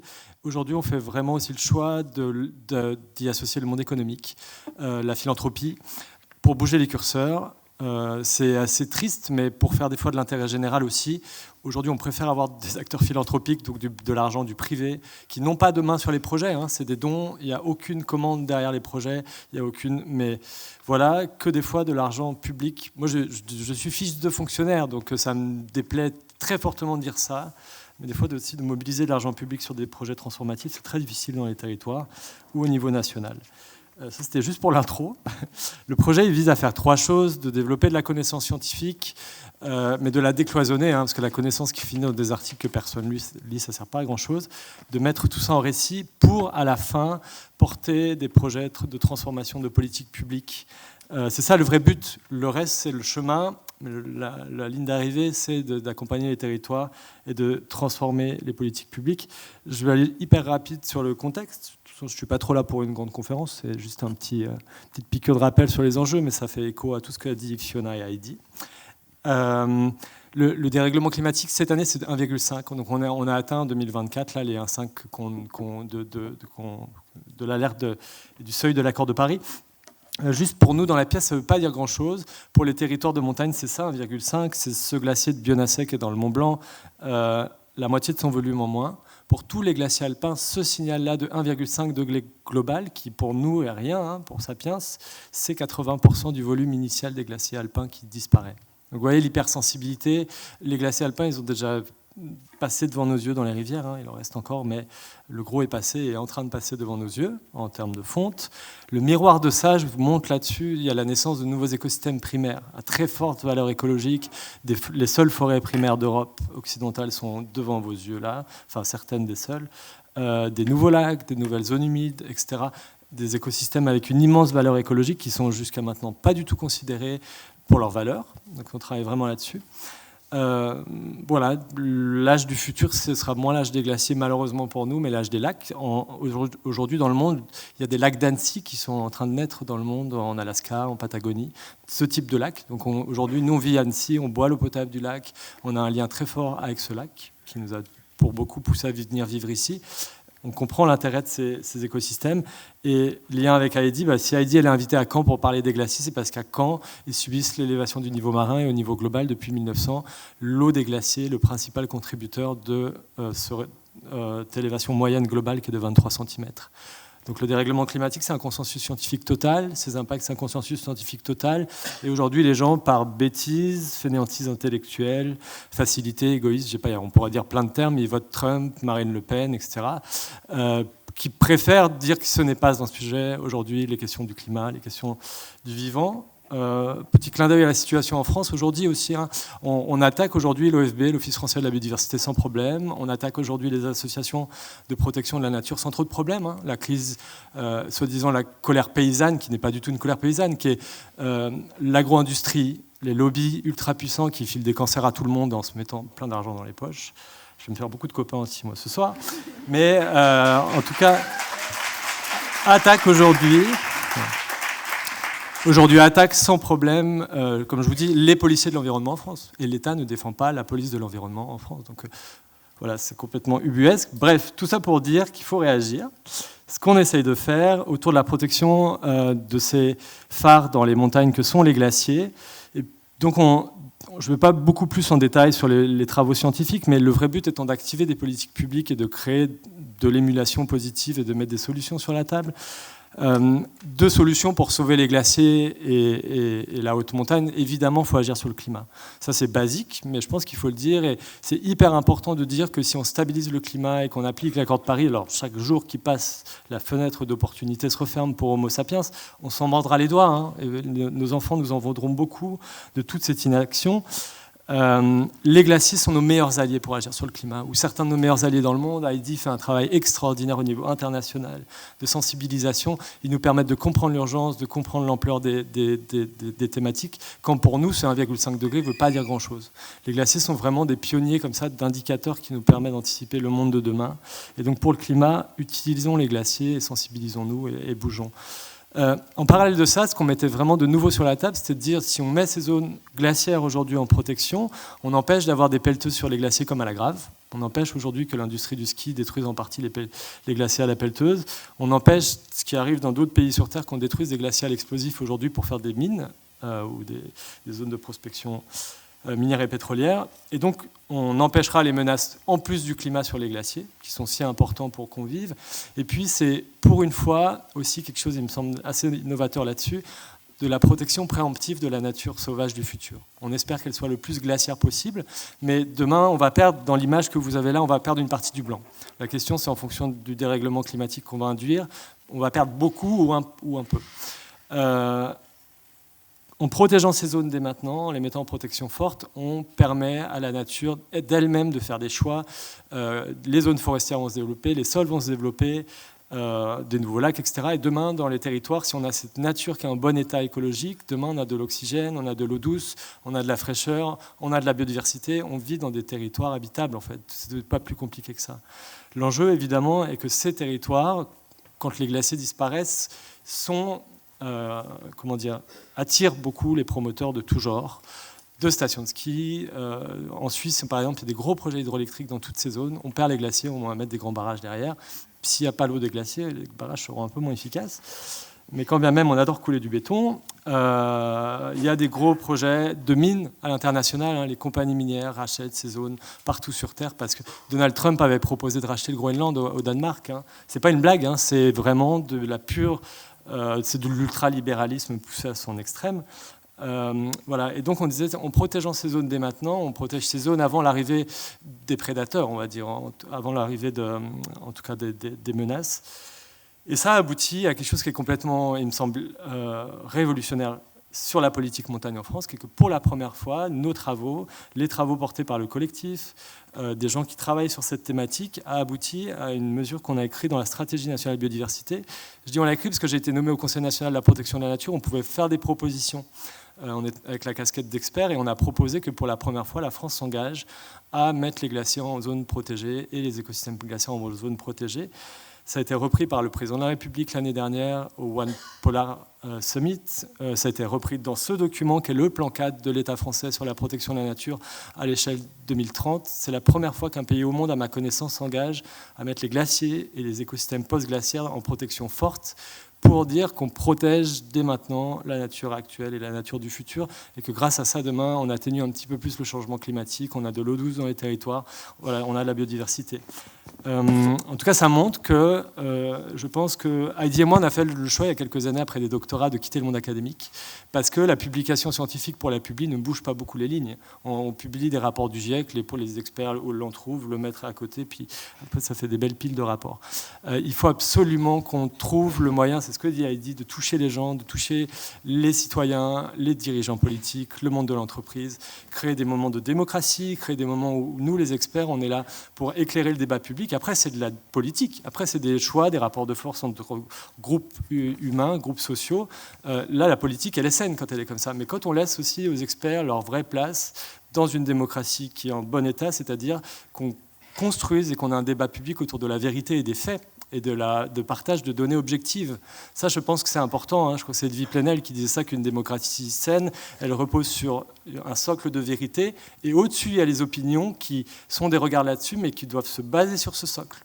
Aujourd'hui, on est dans des démocraties qui sont malades, qui sont des démocraties où l'opinion prend plus de place que les faits, où on peut dire n'importe quoi sans aucun niveau de diplôme sur n'importe quel domaine. On est plus écouté sur CNews ou ailleurs ou sur Twitter.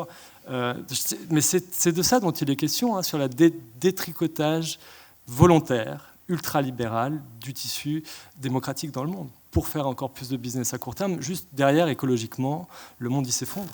C'est pas un monde où Elon Musk où les géo-ingénieurs vont sauver le monde du tout. C'est un monde où, derrière, il y a des immenses... L'évolution des glaciers va induire la mise en route sur Terre de dizaines ou centaines de millions de réfugiés climatiques. C'est ingérable. On ne sait pas gérer la crise migratoire en Europe aujourd'hui de quelques centaines de milliers de personnes par an, parce qu'on ne veut pas de ces migrants.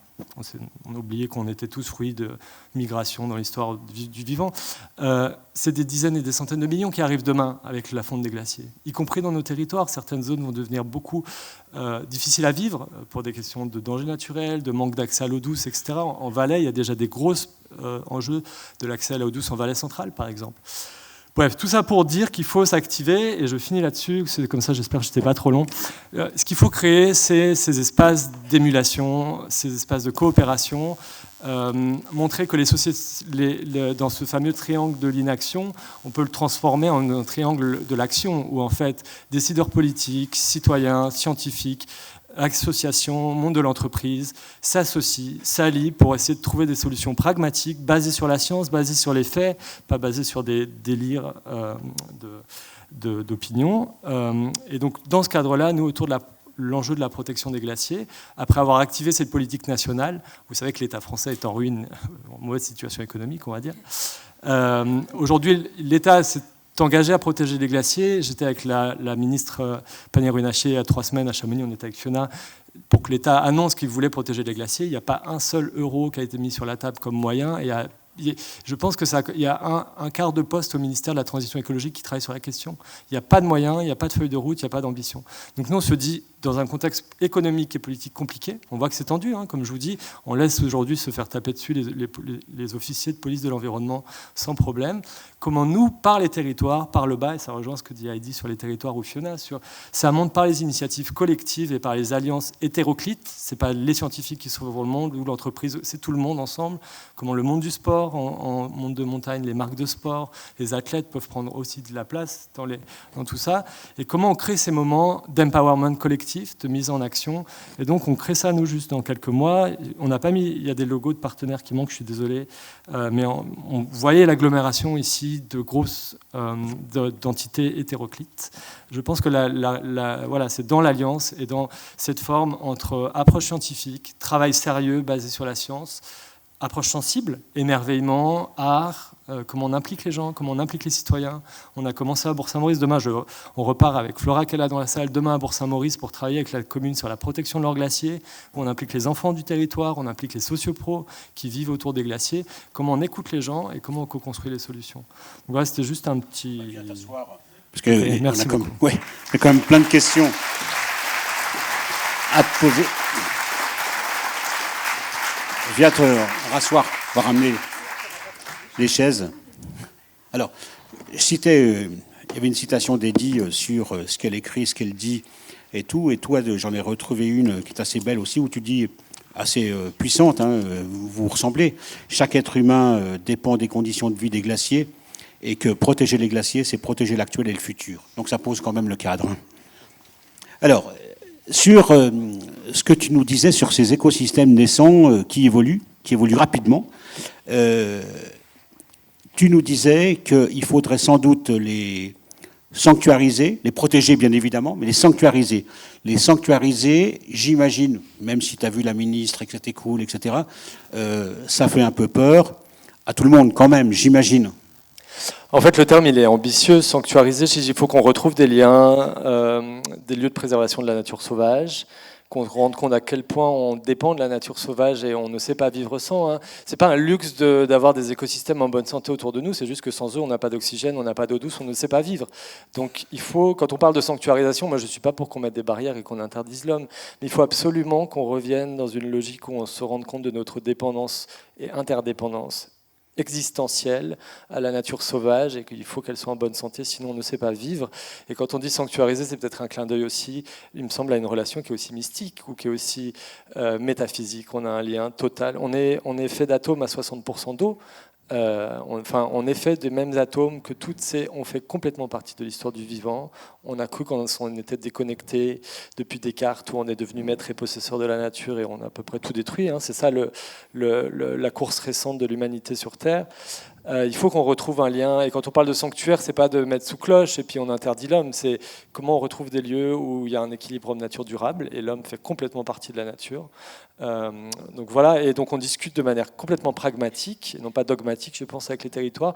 Ce midi, j'étais avec le maire de Chamonix, qui jusqu'à maintenant n'était pas le territoire le plus enclin à réfléchir à la protection des glaciers, et ça les intéresse, et on va discuter, et on avance pragmatiquement, et ça ne marchera que si on convainc le maire de Chamonix, les acteurs de Chamonix, les habitants de Chamonix. Il faut que ça devienne des projets de territoire, de protéger la forêt qui est au-dessus de nous, le glacier qui est au-dessus de nous. C'est pas un truc de scientifique qui fait un article ou qui convainc à Paris, c'est un truc qui doit toucher les gens dans les territoires. Et pour mettre les pieds dans le plat fortement, protection forte, forte, est-ce que c'est compatible avec les activités économiques, le ski, l'agriculture, le tourisme, ou est-ce qu'il y a beaucoup de freins ? En fait, le concept de protection forte à la française, donc le président de la République Macron s'est engagé à, d'ici 2030, placer 30% de la France en protection. Ça, c'est pas un luxe. Hein. Les Anglais ils appellent ça Global Safety Net, le cadre global de sécurité pour Homo sapiens. C'est pas juste un délire pour que les 4 écolos et le vote écolo, on va protéger un peu de nature. C'est qu'on ne sait pas vivre sans cette nature qui nous sécurise et qui nous fait vivre, en fait. Donc, on s'est engagé d'ici 2030 à passer 30% de la France en protection molle, moi j'appelle ça en protection un peu molle, et dont 10% en protection forte. Qu'est-ce que ça veut dire ? Ça veut dire que dans ces zones de 10%, et pour l'instant on est très très loin sur le territoire national, on est à 2% et demi, quelque chose comme ça, c'est des zones où on accepte que le principal zone d'évolution aujourd'hui, c'est pour les fonctionnalités écologiques. Donc que ce soit des habitats pour la biodiversité, que ce soit des forêts, des lacs, des zones humides, des rivières en bonne santé, et que grâce à ça, elles fonctionnent bien, mais grâce à ça, on sait vivre sur Terre. Et donc, dans ce cadre-là, on réfléchit site par site ou écosystème par écosystème, quelles sont les pratiques qui permettent la libre évolution écologique. Est-ce que trop de fréquentation touristique nuit à la biodiversité, à la fonctionnalité écologique ? Oui.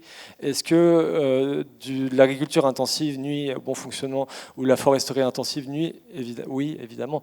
Donc, mais on n'a pas dit qu'il fallait passer toute la France en protection forte. Enfin, c'est aussi là où il faut peut-être remettre l'église au milieu du village. Pour l'instant, on est à 2% du territoire. L'idée, c'est d'arriver à 10. Ça va être dur, hein. Mais aujourd'hui, l'artificialisation des sols continue partout, on grignote partout, l'état des forêts est en déperdition, l'état des plans d'eau, des écosystèmes aquatiques en France est très mauvais, notamment à cause des pesticides. On n'est pas en train de pousser les curseurs à fond pour le sauvage, parce qu'on a tous des posters de cervidés dans le salon. On est juste à dire il faut absolument trouver un équilibre qui permettra juste à nos enfants de vivre comme nous on a vécu. Donc il faut réfléchir dans ces secteurs-là. Par contre, on n'est pas en train de dire qu'il faut démonter toutes les stations de ski dans les Alpes. L'existant est là. Les infrastructures, par exemple, de domaines skiables qui permettent d'aller accéder aux glaciers, mais laissons-les. Accompagnons, mais par contre que les gens n'aillent pas que consommer ces espaces et rider les faces autour, se rendre compte qu'ils ont accès à du sauvage là, et qu'ils ont une responsabilité, mais peut-être que cet accès au sauvage va leur donner envie d'agir pour. Alors, ça a été dit par Eddy et par Fiona autrement, mais si on résume la protection forte, la seule véritable protection forte dont on a besoin, c'est de réduire les gaz à effet de serre, de baisser le thermomètre. Non, non, non, c'est pas vrai, parce que je pense que ça, c'est une immense erreur, selon moi, qui a été induite aussi par beaucoup de technos. Les gens qui pensent que tout est une question de calcul Pas un techno. et de technique, c'est que en fait, tout est un problème de carbone dans l'atmosphère et qu'il fait trop chaud, et que si on invente l'aspirateur à carbone, d'où les technosolutions qui sont à fond, si on invite l'aspirateur à carbone, le monde va bien. Mais la crise actuelle écologique n'est pas du tout une crise climatique. La crise climatique n'est qu'un compartiment d'une crise systémique où l'homme, le plus grand article scientifique co-signé dans le monde, ça s'appelle, il est publié en 2017, il s'appelle L'avertissement des scientifiques à l'humanité. Le titre est assez éloquent. 17 000 co-signataires dans le monde, le plus grand article scientifique. Mot pour mot, l'humanité est rentrée en collision avec la nature et la planète. C'est ça dont il s'agit. Et donc la crise actuelle n'est pas du tout d'inventer un aspirateur à carbone, c'est un des compartiments, il faut accélérer l'atténuation du changement climatique, mais la meilleure solution de tous, c'est respecter la nature. Parce que les stocks de carbone et la séquestration du carbone, le meilleur allié qu'on a partout, c'est la nature. Donc plus de nature partout, et donc ça résoudra les enjeux sans précédent de la crise climat, de la crise biodive, de l'effondrement du vivant. 70% d'effondrement de la faune sauvage sur Terre dans les dernières décennies, d'après le dernier rapport du WWF. La crise de l'eau douce, on y va partout. Regardez les PFAS, regardez les polluants éternels, les pesticides qui partout sont en train de détruire l'état des cours d'eau dans le Jura, par exemple, à cause des rejets agricoles, etc. Donc l'enjeu n'est pas du tout que le climat. Et si on croit, et moi c'est pour ça que j'aime pas tellement Jean Covici, j'ai l'impression qu'il a pris beaucoup de place et que tout le monde pense que c'est un truc d'ingénieur et qu'il faut trouver un aspirateur à carbone. Non, c'est quelque chose de systémique où il faut remettre le vivant et l'homme au milieu du vivant, au cœur de tout ça. Alors, tu nous as parlé de Bourg-Saint-Maurice qui porte un projet ambitieux en préparation, Agir pour les glaciers. Et tu écrivais en fait, ou tu l'as écrit parce qu'on se connaît bien, qu'on ne sauvera pas la planète sans récit positif. C'est ce que vous voulez faire à Bourg-Saint-Maurice, c'est ce que vous voulez tous faire, c'est ce qu'il faut faire. Il nous faut collectivement un récit positif. Vous le portez ? Oui, voilà, mais c'est aussi ce que disait Fiona tout à l'heure. La première chose, c'est la lucidité. En fait, c'est terrible ce genre de soirée. Enfin, je vous admire de venir là, recevoir plein de nouvelles difficiles. On a besoin de rêver, on a besoin aussi, et on a souvent le mauvais rôle, les glaciologues ou les scientifiques, avec Heidi, on passe notre temps à dire aux gens mais à quel point c'est grave. Seulement, c'est dit depuis dans des rapports publics depuis des décennies. La seule chose qu'on fait, c'est qu'on affine scientifiquement la connaissance de la gravité de la situation, mais depuis des décennies, on sait qu'on est au bord du gouffre. Voilà. Et donc la première chose, c'est la lucidité, il faut avancer là-dessus. La deuxième chose, moi je ne suis pas sûr que la peur soit une bonne conseillère. Peut-être que je me trompe complètement. Aujourd'hui, la peur fait qu'on a Trump, on a Poutine, on a bientôt Marine Le Pen. Si ce n'est pas pour demain, ce sera pour dans 2 ans. Partout, les extrêmes droites montent. La peur est en train de gangréner, excusez-moi du terme, insidieusement la société et tire l'humanité vers le bas dans l'égoïsme. Là où le seul salut de l'humanité, c'est plus d'intelligence, plus de solidarité, plus de connexion au vivant, on fait tout le contraire avec la peur. Donc moi, je ne crois pas du tout à la peur. On essaie d'alerter un peu, on essaie de ne pas trop faire peur, mais on essaie d'être lucide. Par contre, il faut absolument des récits positifs, engageants. Moi, je travaille beaucoup sur la notion du désir. Il faut rendre beaucoup plus désirable l'idée d'agir pour la nature, pour le vivant, pour les autres, pour ses enfants. Beaucoup de gens ici ont des enfants. Et les gens terribles qui sont, comme tu dis, le patron de Total, il a des enfants, j'imagine. Je mettrai ma main au feu qu'il a des enfants. Comment ces gens-là assument leur héritage ? Et donc, comment on montre que c'est beaucoup plus désirable et que c'est le meilleur chemin vers le bonheur aujourd'hui, qui donne du sens à nos vies, à tous, à nos passages qui sera assez bref sur la planète, d'agir en n'ayant pas tout détruit, en ayant contribué à préserver. Donc il faut des récits positifs engageants pour, comme je disais, aussi agglomérer les acteurs et essayer de mettre des solutions à impact. Toute dernière question, Jean-Baptiste, avant de passer à vos questions, parce qu'elles sont importantes, et puis à nos petits échanges entre nous. J'ai posé la question à Eddy, à Fiona et tout. Toi aussi, tu travailles beaucoup avec les entreprises, Billet, Patagonia, Maped, etc., etc. Il y en a plein. Comment tu travailles avec elles? Et est-ce que, comme Eddy, tu sens que ça pousse fort? Oui, en fait, déjà, il y a des talents partout, dans la société civile, dans le monde associatif, dans le monde scientifique, mais dans le monde de l'entreprise, évidemment, il y a énormément de talents, il y a de l'argent aussi. C'est un endroit. Bon, en ce moment, c'est un contexte un peu délicat, mais il y a des gens qui sont admirables de volonté que l'entreprise ait un rôle social au-delà de donner des dividendes aux investisseurs. Ce qui est la base, normalement, avant que l'ultracapitalisme nous fasse complètement sortir dans des logiques. La création de l'entreprise au début, c'est aussi avoir des actions sociales dans un territoire donné, avoir un ancrage territorial, avoir un lien avec la biodiversité ou les ressources naturelles qui permettent à l'entreprise de vivre, hein, parce que souvent, la base de tout ça, c'est les ressources naturelles quand même, c'est la nature. Donc, il y a beaucoup de talent, il y a beaucoup de volonté, pas partout, mais il y a une vraie volonté honnête d'agir et de bouger les lignes. Donc à nous d'accompagner ça, de travailler avec. Des fois c'est très, très positif, des fois on se rend compte qu'on n'a pas tout à fait les mêmes valeurs, mais c'est pas grave, c'est intéressant de discuter, il faut être très ouvert et tirer tout le monde dans le bon sens. Il n'y a pas les gentils d'un côté et les méchants de l'autre, il y a comment on peut bifurquer humanité globale, tous dans le bon sens. Et là, le monde de l'entreprise, notamment en France, où je pense que malheureusement la puissance publique est très empêchée par des questions financières aujourd'hui, et des questions de démocratie aussi, hein, de détricotage de la démocratie. Le monde de l'entreprise a un vrai, des fois, rôle pionnier. Alors, donne le micro à Eddy, et puis maintenant on va échanger ensemble, et je vous passe la parole. Donc on revient sur ce que vous avez écrit les uns et les autres, et toi particulièrement sur les synthèses du GIEC. Mais vous pouvez commenter, parce que maintenant c'est ensemble. Les synthèses du GIEC, qui sont la base. Mais ces rapports, objectivement, même s'ils sont beaucoup communiqués, ne suffisent pas. Ça ne suffit pas, il faut aller beaucoup plus loin, beaucoup plus fort. Oui, non, mais c'est ce que disait très bien JB, c'est qu'en tant que scientifique, on réalise, je pense, qu'une fois que les rapports sont publiés, c'est pas la fin du travail. Au contraire, quoi. Ces rapports, il faut vraiment qu'on puisse les accompagner. Je ne sais pas si je vous raconte l'anecdote de la réunion que je viens d'avoir. Mais ces rapports, oui, je suis convaincue qu'ils sont super importants. C'est une fondation de connaissances. Mais par-dessus, il faut les rendre super concrètes, ces connaissances. Il faut les ramener au territoire. Ce que je trouve très beau, en tout cas, c'est que je reviens à ma journée à Caen-la-Mer, c'est que maintenant, il y a des GIEC de territoire. À Caen-la-Mer, il y a le GIEC normand.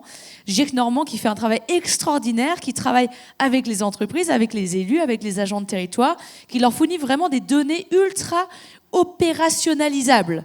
Tu vois, pas des trucs en disant oui, en 2100, il va se passer peut-être ça. Non, c'est qu'est-ce qui va se passer dans les 5 à 10 prochaines années. Voilà à quoi il faut se préparer.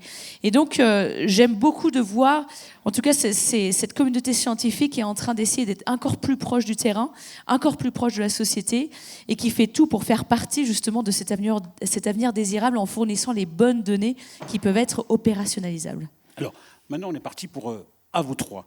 Comment, et c'est toi qui vas commencer, Fiona, comment on amorce des chantiers? Comment on amorce des chantiers structurants? Comment on amorce ces transitions? Comment on fait bouger ces grandes inerties? Tu as un peu répondu tout à l'heure, mais comment, concrètement, maintenant? On est dans le concret des choses. Moi, j'ai beaucoup aimé la réflexion de JB avec son aspirateur, parce que je pense que c'est la bonne porte.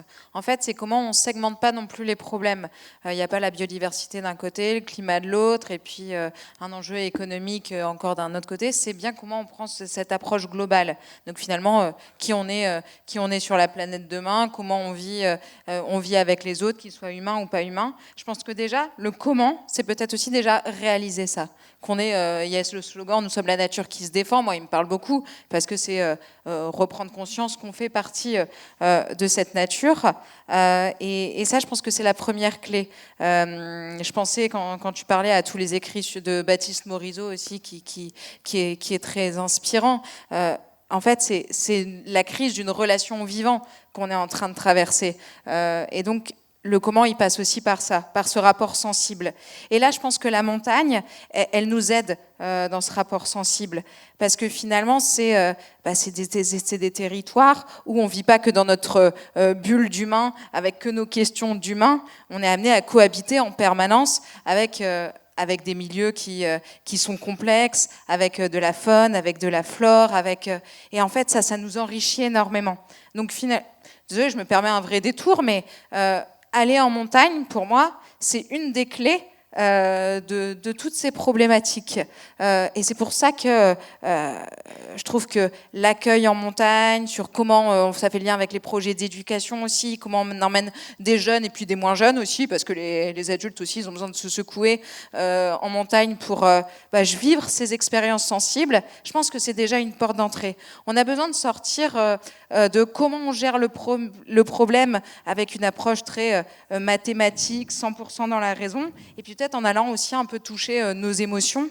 Et en fait, je pense que quand on est en montagne, déjà, on réfléchit mieux. Enfin, moi, personnellement, je me sens moins bête quand je réfléchis en montagne. Et je me dis aussi, des fois, ces réunions, on devrait les faire en montagne. On y pense des fois avec l'association, on dit non, mais en fait, les élus, là, pour parler des projets d'aménagement, il ne faut pas qu'on en parle dans la salle de mairie, on va les emmener sur le territoire. Et notamment, on a échangé il n'y a pas longtemps avec le maire de la Grave sur le glacier de la Girose, et je me disais, mais en fait, on est en train de parler d'un projet d'aménagement où si on le visualisait, si on était à 3200 mètres, qu'ils imaginaient le pylône là sur le glacier, en fait, est-ce qu'ils allaient le faire ? Enfin, j'en suis pas sûre. Je pense que ça, c'est déjà une piste. Comment on se réancre ? Et là, on a quelque chose à faire, nous, ici, déjà pour nos habitants, on parle beaucoup des jeunes, etc., mais pas que, mais aussi comment nos politiques d'accueil en montagne, on les pense comme ça. On a 80% de la population nationale qui vit en milieu urbanisé, donc dans des grandes villes, dans des agglos, etc. Et on essaye de résoudre un problème qui est mais tellement plus gros que nous. Et ça, comment on peut le faire si on est totalement déconnecté du milieu dans lequel on vit ? On ne peut pas, en fait. Et c'est très difficile quand on est à Bercy de penser notre rapport au vivant. Allô, Bercy, mais c'est très dur. Alors que quand on est en montagne, voilà, on vit des choses sensibles qui peuvent nous nourrir. Donc c'est peut-être déjà une piste. Elle suffira pas, évidemment. Après, on revient pas sur tout ce qu'on a dit. Faut qu'on arrive à dépasser les silos, faut qu'on apprenne à faire des compromis, faut la jouer collectif, pas toujours taper sur le voisin. Mais peut-être aussi qu'il faut qu'à des moments, on se décentre, en fait. Moi, humain. Non, le problème, il est plus grand que nous et la solution aussi. Et JB, vous êtes d'accord avec ça, j'imagine ? Non mais à fond, c'est franchement ultra important ce que tu viens de dire, Fiona. Et je fais partie de ces convaincus de l'importance du récit, de l'importance de ces émotions, l'importance vraiment de s'ancrer dans ces paysages-là. Et tu as dit un truc qui est très fort, ce qui est complètement vrai. Les générations futures ne vont pas nous pardonner ça, quoi. Il faut aussi qu'on se pose ces questions-là. C'est déjà pour notre gueule, hein, très clairement, si on essaie de se bouger dès maintenant, mais c'est aussi pour eux. Et ils ont bien raison, en tout cas, de continuer à nous poser des questions, à nous botter le cul, parce qu'on a une vraie responsabilité intergénérationnelle. 1,5 degré, Jean-Baptiste, tu disais 1,5 degré. Tenons les accords de Paris, 1,5 degré en 2050. Je ne sais pas si on les tiendra. Mais est-ce que ça veut dire, selon toi, là aussi tu ne te feras pas forcément des amis, qu'il faut renoncer aux chantiers structurants, qu'il faut renoncer à tout ce qui nous... Je te remercie pour la question. Moi, je voulais rebondir parce qu'on a utilisé le mot tout à l'heure, renoncer. En fait, c'est un truc d'écolo de renoncer. On est les grands renonciateurs. Nous, on est ceux qui empêchons les... Enfin, en plus, je ne suis pas écolo, j'en sais rien. Mais bref, nous, on va ce soir parler beaucoup du mot renoncer. Et je pense qu'il faut réfléchir à sa valeur. Hein. C'est un mot qui est négatif. Nous, on porte la transition, on parle de préserver les générations futures, on parle d'altruisme, on parle de lien au vivant, et on est ceux qui renoncent et on est ceux qui portons le message négatif. Rien que dans la terminologie collective autour de nous, tout est fait pour détricoter ce qu'on porte.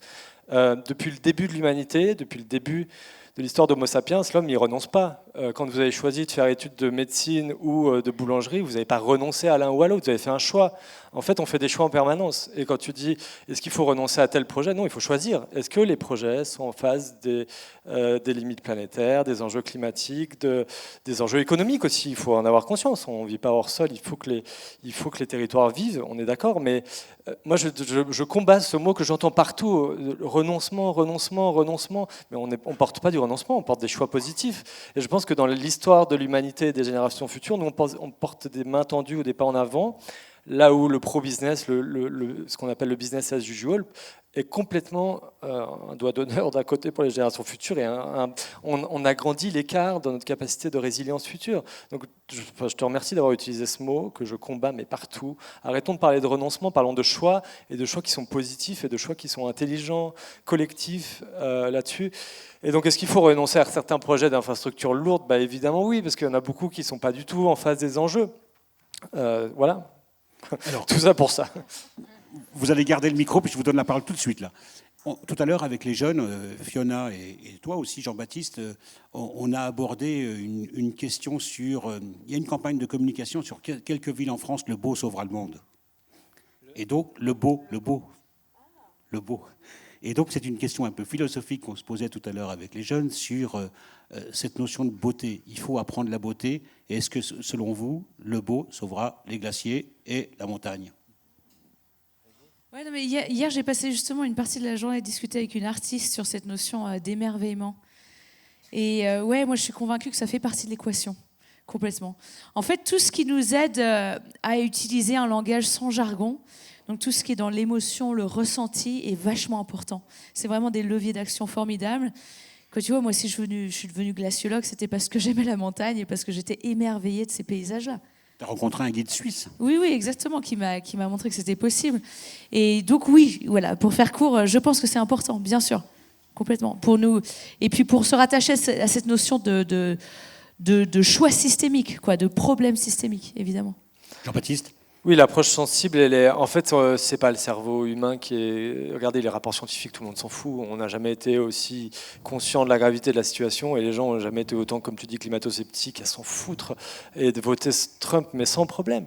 Donc, c'est pas une histoire d'intelligence aujourd'hui. C'est pas du tout ça. C'est une histoire de qu'est-ce qu'on veut faire et qu'est-ce qui nous touche. Est-ce qu'on est sur nos récits à nous, un peu égoïstes, ou est-ce qu'on veut se projeter et être dans un autre plus grand récit, et dedans c'est le sensible qui influence tout ça, hein. On va beaucoup plus être touché par de la poésie, par plein de choses, ou par être en montagne, ce que tu dis Fiona évidemment, que par un rapport scientifique. Nous on fait des rapports scientifiques, mais c'est pas ça qui impacte le plus, c'est une partie, et d'où l'idée nous de faire festival par exemple, de fêter la nature. En fait dans le mot festival il y a festoyer, il faut agir pour les glaciers, c'est travailler en pionnier, en avant-garde sur Terre, sur qu'est-ce que ça veut dire protéger les glaciers, protéger les écosystèmes post-glaciaires, donc de manière très très sérieuse. C'est notamment financé par la Banque des Territoires, donc c'est les hauts fonctionnaires qui nous donnent de l'argent pour qu'on travaille sur ces thématiques. Qu'est-ce que ça veut dire protéger la haute montagne? Mais à côté, on fait la fête, on invite des artistes, il faut recélébrer la nature. Les peuples premiers, nos ancêtres, ils célébraient la nature. Les premiers dieux, c'est pas quelque chose qui... c'est pas un vieil homme barbu, c'est la nature sauvage. Le 21 juin, le solstice, la fête de la Saint-Jean, c'est pas Saint-Jean qu'on fête. Qui c'est qui est Saint-Jean dans la salle? Personne, j'imagine. Enfin, peut-être quelques-uns, mais en fait, le solstice d'été, on fête le soleil. Donc, il faut qu'on refête avec le beau. Il faut qu'on retrouve un lien festif avec la nature et qu'on la célèbre. Fiona, et on passe à vos questions. Oui, en fait, on est dans des territoires qui sont incroyablement riches. On a et cette richesse, en fait, c'est nos écosystèmes naturels, c'est nos écosystèmes sauvages, c'est aussi nous les humains et les bonnes énergies quand on les met. Et en fait, elle est là, cette beauté. Et je trouve que des fois, on est presque aveugle à cette beauté. On l'oublie même. En fait, des fois, je trouve... comment dire, on est presque des fois un peu enfant gâté parce qu'on est privilégié de vivre dans ces territoires. Quand on est dans le bassin Anessien, mais la chance qu'on a d'être entouré de beaux. Moi, je suis pas originaire de montagne. J'ai décidé de venir vivre en montagne parce que justement, j'avais besoin aussi de cette beauté. Et cette beauté, elle me nourrit énormément. Et en fait, des fois, on l'oublie presque. Et des fois, du coup, je nous invite presque à regarder un peu plus autour de nous, le territoire qu'on habite, les montagnes qui nous entourent. Et je pense que si on portait plus attention à toute cette beauté, on se rendrait compte que la richesse, en fait, elle est là. La richesse, c'est pas de savoir combien je vais vendre plus cher mon forfait. La richesse, c'est pas de savoir combien tel nouveau projet immobilier va me rapporter. La richesse, c'est le territoire déjà qu'on habite. Et donc, c'est comment on l'aménage en le ménageant, c'est comment on le préserve. Et je pense que quand on prend conscience de ça, de toute cette beauté qui nous entoure, en fait, on vit la sobriété avec beaucoup plus de joie, avec beaucoup plus d'intensité. Et la montagne, c'est vraiment un lieu de leçon pour ça. Aller faire un bivouac, une sortie en refuge, 12 heures de randonnée, c'est difficile, c'est pas simple, mais c'est incroyablement beau, c'est profondément riche. Et quand on ressort de là, on se dit « waouh !» Et généralement, c'est nos journées les plus marquantes. Donc oui, la beauté, elle est essentielle. On a quand même le privilège de vivre dans ces territoires de beauté.